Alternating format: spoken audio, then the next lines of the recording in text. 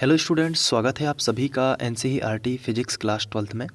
और तरंग प्रकाशिकी के अंतर्गत आज हम करेंगे क्वेश्चन नंबर 3 जो है विनाशी व्यतिकरण किसे कहते हैं, इसके लिए शर्त व्युत्पन्न कीजिए। और इसके पहले हमने समपोषी व्यतिकरण किया हुआ है और इसके लिए शर्त निकाली थी परिणामी तीव्रता से, पथांतर निकाला था और पथांतर के लिए हमने एन लैम्डा निकाला था। ठीक है, तो ये हमने अच्छे से समझ लिया था। और इसका जो एप्लीकेशन है, इसका प्रयोग फ्रिंज चौड़ाई के व्यंजक में है, तो इसलिए हम लोगों ने यहाँ पे इसको किया है। हो सकता है अलग से एग्ज़ाम में पूछ लिया जाए, इसलिए हम लोग नोट्स की प्रॉपर तैयारी करके कंप्लीट स्टडी कर रहे हैं। तो आइए स्टार्ट करते हैं। देखिए, विनाशी व्यतिकरण जैसा कि आप सभी जानते हैं कि माध्यम के जिस बिंदु पर दो तरंगें कैसी विपरीत कला में मिलती हैं। अब इसका क्या मतलब है? इसका मतलब ये है, आइए इसको थोड़ा सा वाइट पेपर्स पर समझ लेते हैं। आप में से बहुत सारे बच्चे ऐसे होंगे जिनको पता भी होगा। तो ये देखिए, यहाँ पे इस तरीके से एक तरंग जो है इस तरीके से चलती है, जिसका सुरंग गर्त मैंने बनाया हुआ है। अब दूसरी तरंग का जो सुरंग है, गर्त है, पहली तरंग की सुरंग से मिलेगा। ये देखिए, इसे बोलते हैं विपरीत कला। तो विपरीत कला में मिलते हैं, तो ऐसी स्थिति में माध्यम का जो कोई भी पार्टिकल है, इसे तरंग फर्स्ट वाली तरंग इसे ऊपर खींचना चाहती है, लेकिन सेकंड वाली तरंग इसे नीचे खींचना चाहती है, जिससे ये पार्टिकल कहीं भी नहीं जाता और इसकी ऊर्जा वहीं पर न्यूनतम हो जाती है। क्योंकि किसी भी वस्तु पर दो बल लगेंगे जो कि विपरीत डायरेक्शन में होंगे, तो वो पार्टिकल कहीं नहीं जाएगा, वो वस्तु कहीं नहीं जाएगी, तो इससे उसकी ऊर्जा का विनाश हो जाता है।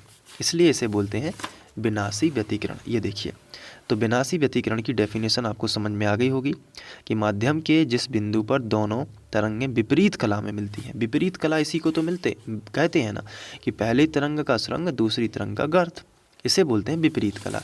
तो विपरीत कला में होते तरंग की तीव्रता कैसी होती है? न्यूनतम होती है। आइए अब इसमें हम परिणामी तीव्रता के माध्यम से इसका जो कलांतर है और पथांतर है, इसको निकालते हैं।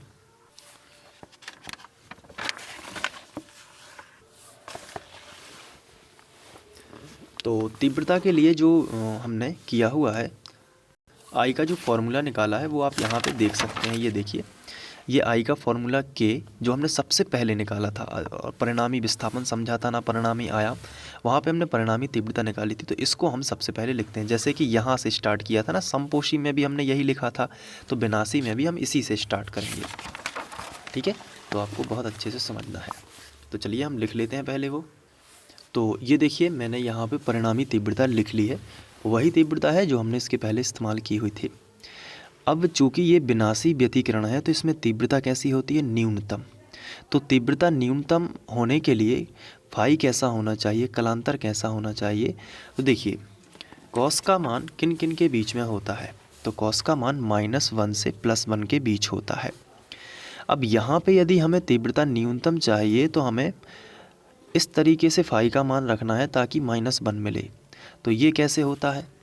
तो देखिए, कॉस जो है 180 अंश का मान होता है -1, ये आपको ध्यान रखना है। कॉस 180 मतलब पाई, है ना। तो कलांतर कितना होना चाहिए? फाई की जगह पर हम कितना रख सकते हैं? फाई होना चाहिए 180। ठीक है, तो न्यूनतम होगा, उससे 180 का मान कितना होगा? माइनस, और 180 को हम क्या लिख सकते हैं? पाई लिख सकते हैं। आपको मालूम होगा कि 180 क्या है? पाई है। तो इसलिए हम यहाँ से स्टार्ट करते हैं और हमें कलांतर का अंदाज़ा लग जाता है कि जो कलांतर होना चाहिए वो 180 यानी कि पाई, और पाई एक विषम संख्या है, यानी 1 पाई होगा। ये जब पाई अकेला लिखा है तो 1 होगा। तो अगर ये 0 से स्टार्ट होता है तो सम संख्याओं में गिनेंगे, जैसे 2 0 हुआ ना, तो फिर 2 पाई, फिर 4 पाई, फिर 6 पाई। लेकिन अगर ये पाई से स्टार्ट होगा तो पाई, 3 पाई, फिर 5 पाई, इस तरीके से विषम संख्या होंगी। तो पाई से स्टार्ट हुआ तो पाई के बाद आएगा 3 पाई, फिर आएगा 5 पाई, ये विषम संख्याओं में लेना है, ये होगा 6 पाई, इस तरीके से सो ऑन आगे तक चलता जाएगा, है ना। तो ये हमें कलांतर मिलते हैं।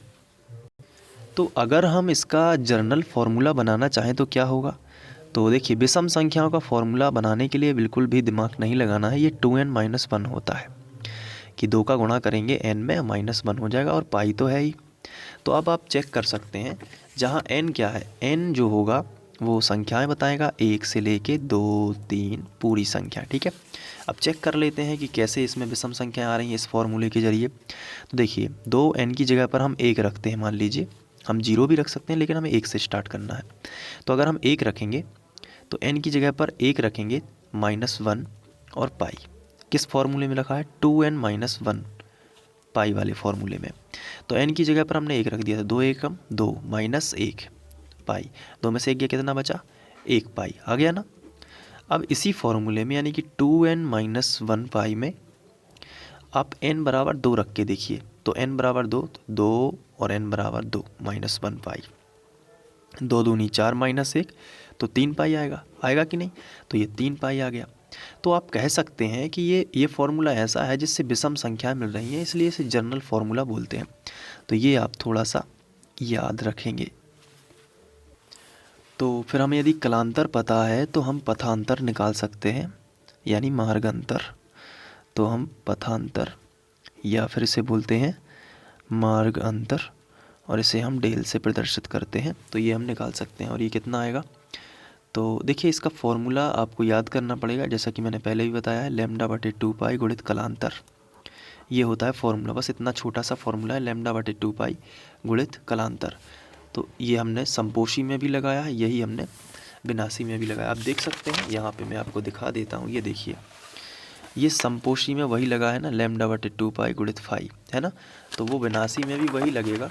तो यहाँ पे हम क्या कर सकते हैं, इस फॉर्मूले का इस्तेमाल करके निकाल सकते हैं। देखिए, λ/2 पाई ज्यों का त्यों। तो यहाँ पे लैम्डा बराबर 2/λ/2 पाई, और फाई का मान हम रख देते हैं। कितना है फाई का मान? 2n - 1 into pi.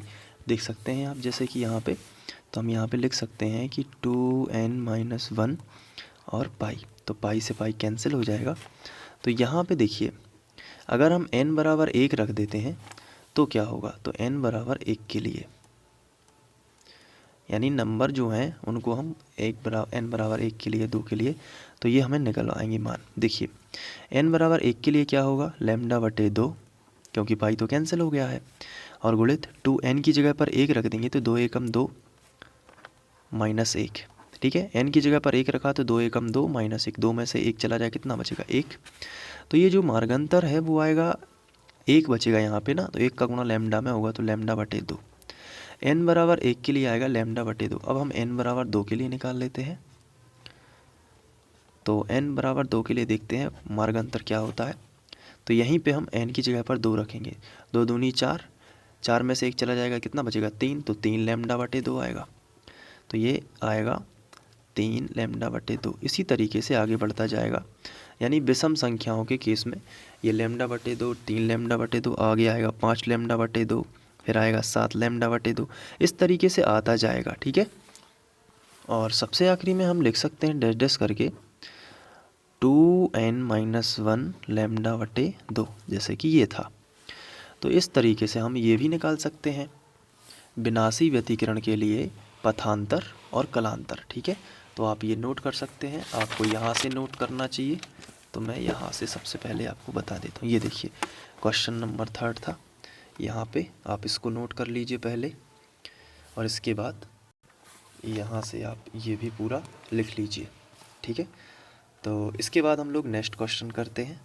तो अगले वीडियो में, थैंक यू।